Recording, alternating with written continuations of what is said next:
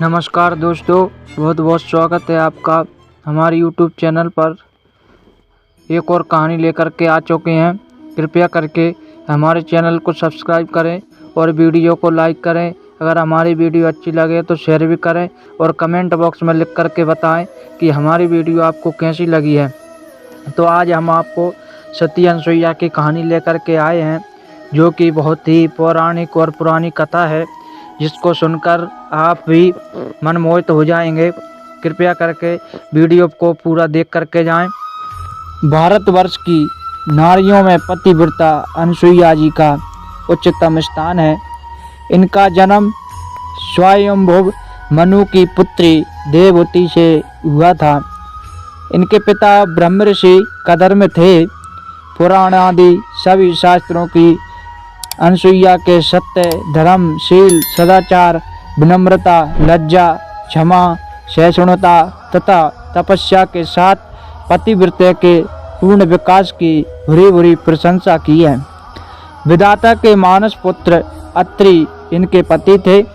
पति सेवा से अनसुईया ने पति के हृदय को जीत लिया था। वे भारतीय नारियों को पतिव्रता की शिक्षा दीक्षा देने के साथ ही देवों की भी कल्याण साधन में निरत रही हैं।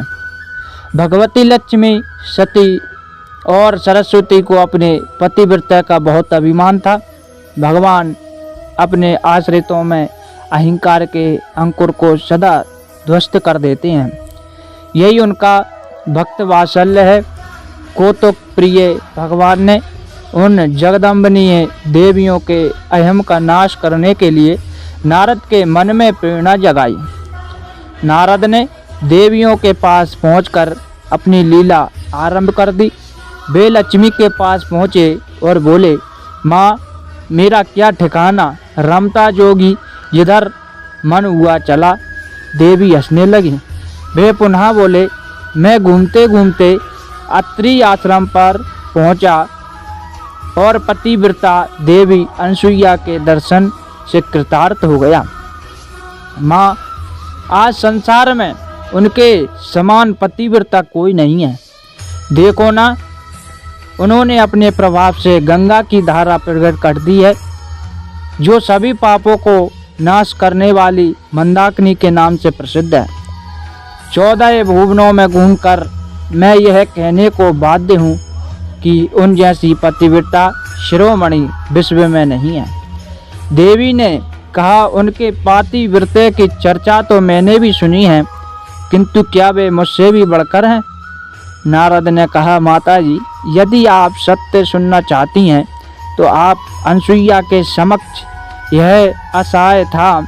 उनके हृदय में चुभन उत्पन्न हुई और उन्होंने अनसुईया को नीचा दिखाने का निर्णय किया।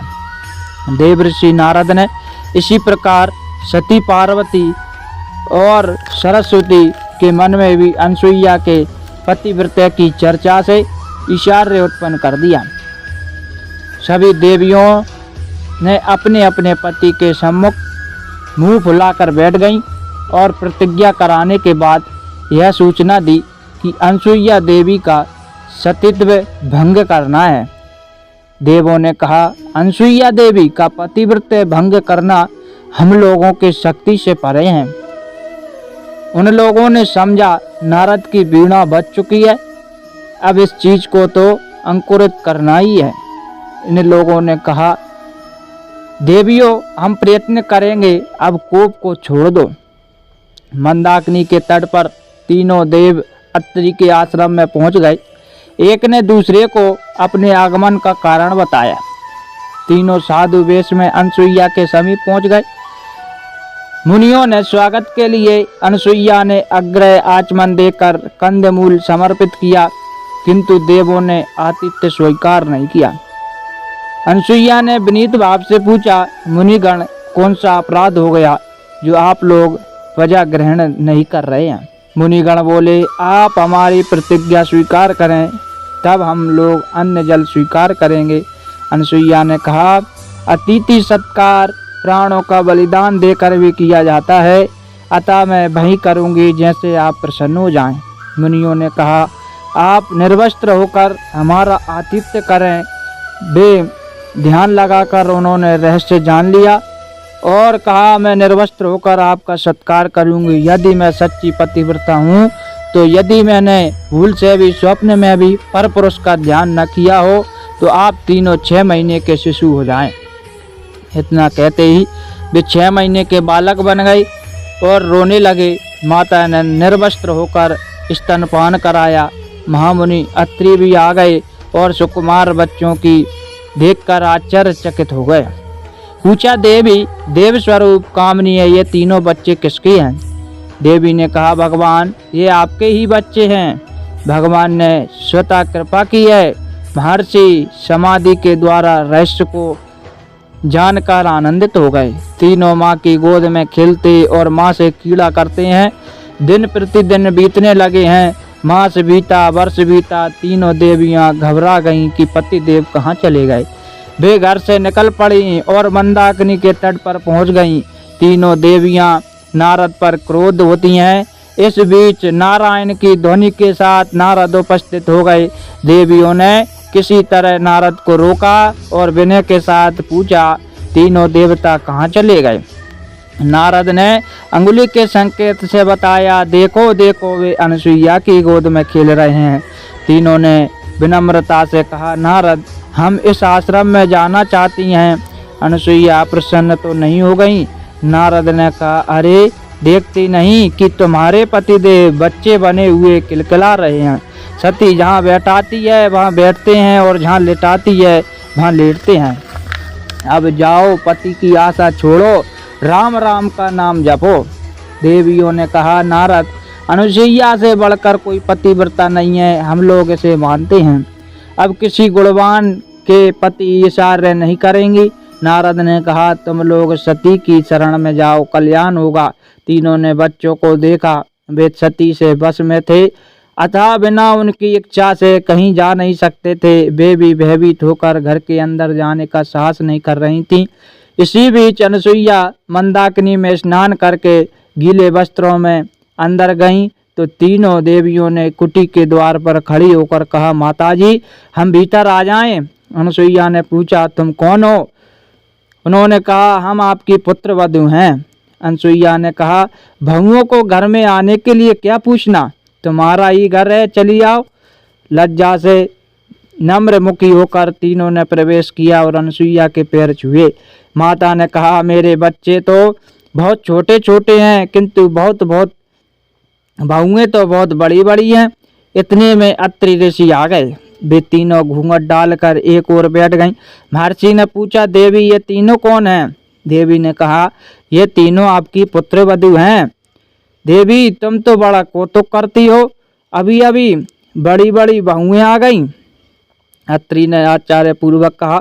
तीनों ने सती के पैर पकड़े और कहा, क्षमा करें और हमारे पति हमें प्रदान करें। अनसुईया ने कहा, मैं कब मना कर रही हूँ, गोदी में उठाकर ले जाओ। तब तीनों ने प्रार्थना की, माँ अधिक लज्जा न करें। यह सुनकर देवी का हृदय द्रवित हो गया और उन्होंने पुनः पतिव्रत धर्म के बल से उन्हें यथावत कर दिया। अनसुईया ने उठकर तीनों देवों की वंदना की और पूजन किया।